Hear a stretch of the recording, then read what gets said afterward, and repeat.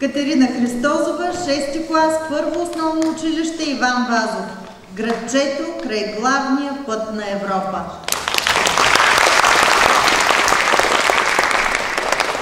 Градчето край главния път на Европа е тихо, а вятърът мек, като женски копринен шал. И няма в съдбата му минало нищо велико, освен този мост над Марица, огромен и бял. Освен тя самата, която червено клокоче през първия български химн и през минали дни. Освен десетината кървави паметни плочи и старият паметник, символ на трите войни. Градчето се казваше с римското име Бурденис, но с огън вървяха през него от север и юг. И колко ли пъти, почти като птицата Феникс, възкръсваше то пепелта на съдбата си тук. Тук, в меката зима, която ухае на вино, а малкият сечко се кичи с цъфна обадем.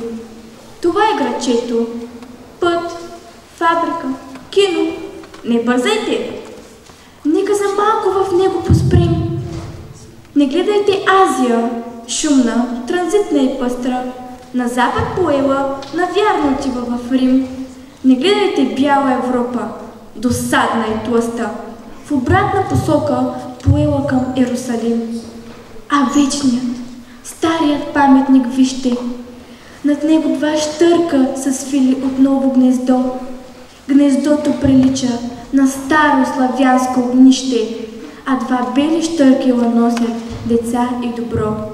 О, те са летели в небето на своя Бурденис, в потопно, в пожарно и в гладно небе. Летят.